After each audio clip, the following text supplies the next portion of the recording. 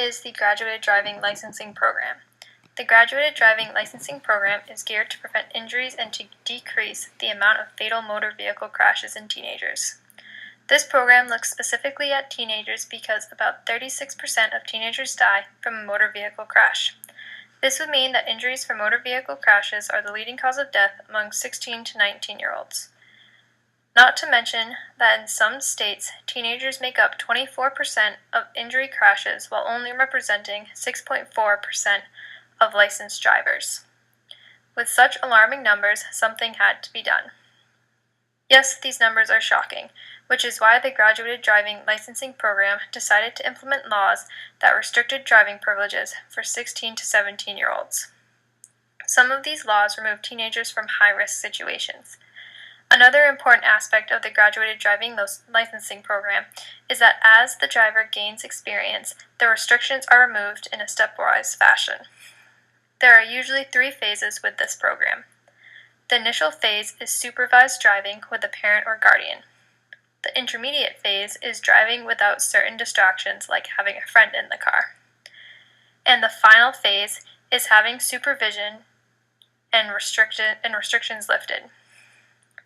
With such procedures, the goal of the Graduated Driving Licensing Program is to mitigate motor vehicle injuries and crashes for 16 to 19-year-olds. These 3 questions were what I had in mind for my project, and I believe should be answered by the end of my presentation. Please take a moment to read each of the questions.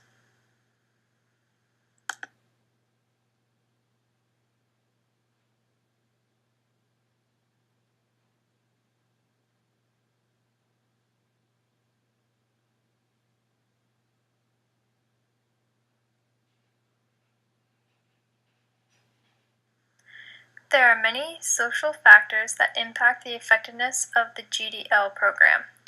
The program takes into account many distractions that teens might be faced with, like cell phones, company in the car, and fatigued driving.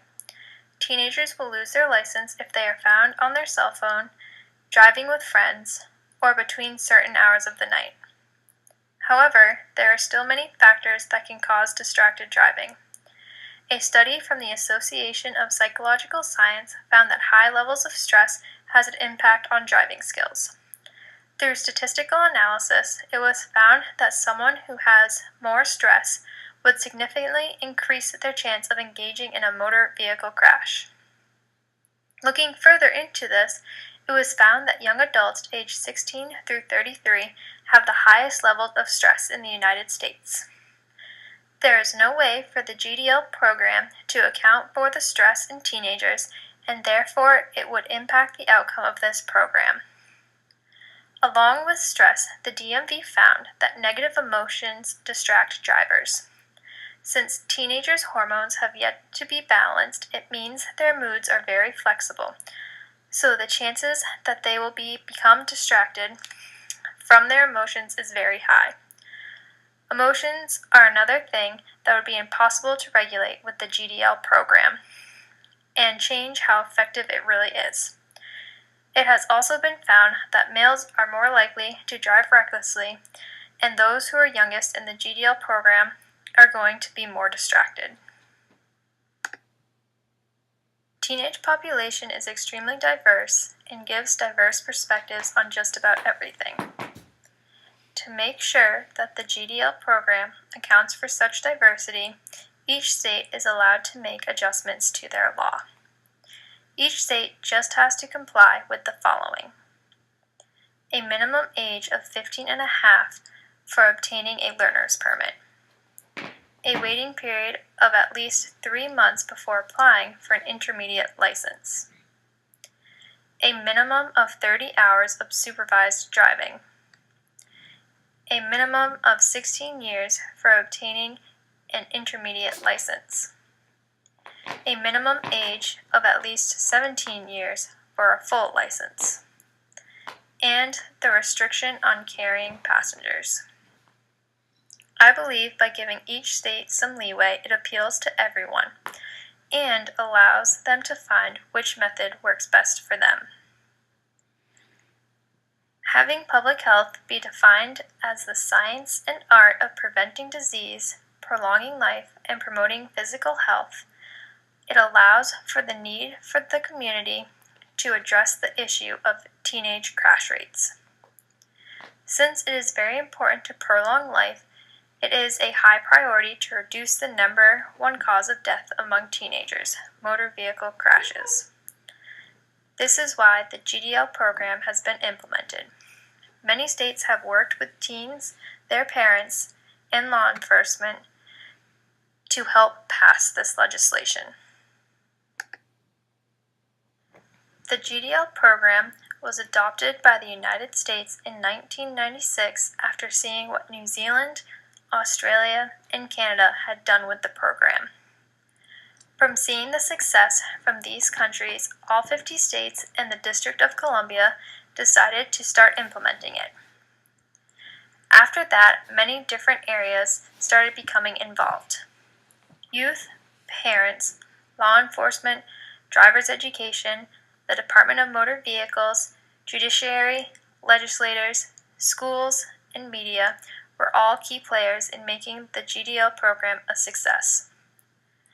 These players are all intertwined in a very complicated web.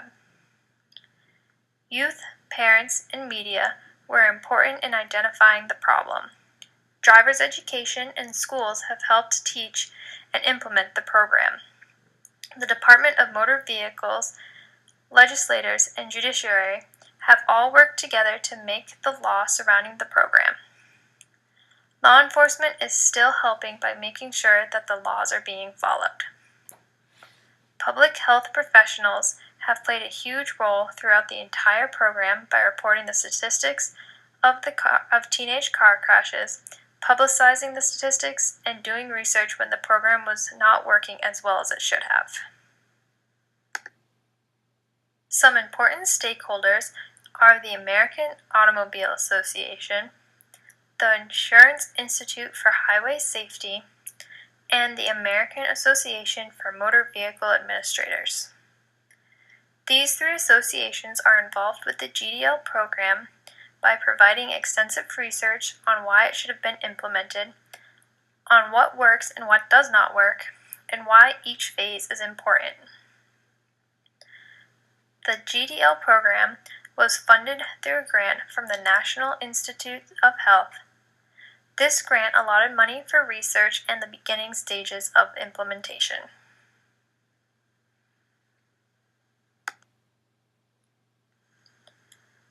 In order to get the most community buy-in, it would seem fitting to use emotional and cognitive appeal. These psychological techniques have been useful when selling products, or in this case, a program. Starting with emotional appeal would be most fitting. A story about a teenager getting into a car crash, as well as making it applicable to everyone's life, would be able to allow most people to feel either sad that it is happening or mad that no one has done anything yet. Next, it would be best to target the buyer's cognition. This would be giving them facts and statistics about how many teenagers are in car crashes each year. Lastly, it would be made sure that there was a silver lining, the GDL program. This would be the best time to give them statistics of what the program has done for Australia, New Zealand, and Canada, as well as some of the states that have already implemented the program. This technique in community meetings and commercials would maximize community buy-in. Some other smaller detailed ways to get community buy-in would be to create a page on social media. This would allow people to physically see what is going on with the program. Some other good ideas would be word of mouth and stories in local newspapers.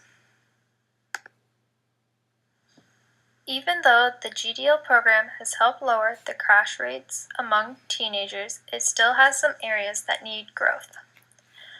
Law enforcement has raised concerns about being able to tell who is in the program and who is not. To combat this, New Jersey became the first state to require by law to have young drivers display a driver identification. However, this has raised many ethical problems. Many people are worried about teenagers being targeted by law enforcement or even predators following the marked cars. Teenagers will not want to drive if they are feeling targeted, which would defeat the entire purpose of the program, which allows the young driver to gain experience needed to become an effective driver. With such problems, there are people who are opposed to the program. Legislators resist concepts of the program because they claim that drivers' education and training programs would be able to produce the same results. Many people who support this view fail to support proper evidence to prove this idea.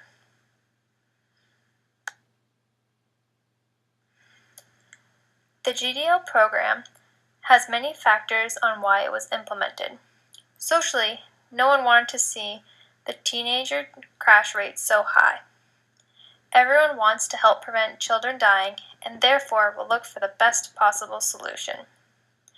Economically, lowering teenage crash rates will decrease the amount of money spent on medical bills, cleanup, and insurance. In 2009, an estimate of $38.3 billion was spent on teen drivers crashing in the United States. By reducing the crash rate, more money will be able to go back to taxpayers and therefore help everyone see that this program is important. Lastly, political factors like how to decide on what time teenagers were not allowed to drive at night and to eliminate certain distractions were all important parts of the program. These factors were made based off of evidence from other countries and helped make the program stronger and more effective when moving into each of the phases. The main reason the GDL program has been successful is because of the research that has gone into implementation of the stages the program uses. Since the first stage of the program is driving with a parent or guardian, this allows for drivers to learn from their parent or guardian what to do in certain situations. The next stage restricts what new drivers can do in their car. This limitation of distractions allows the driver to react to situations a lot faster than when they are driving tired, being with friends, or on their cell phones. These stages of driving allows for young drivers to gain experience so when they encounter them again in the future, they will be better equipped to deal with them in a safer manner.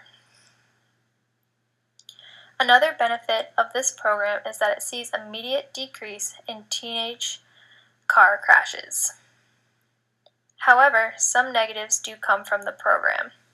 It does not teach teenagers how to deal with stress and emotions while driving, which is something that they will be struggling with for the entirety of their driving careers.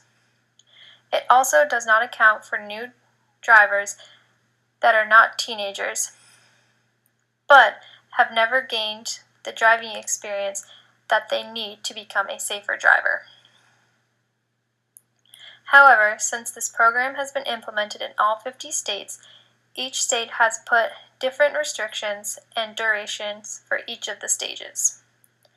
This inconsistency allows for states to decide what their teenage population needs to decrease crash rates as much as possible. This allows for the program to be very successful in reducing teenage car crashes in the United States.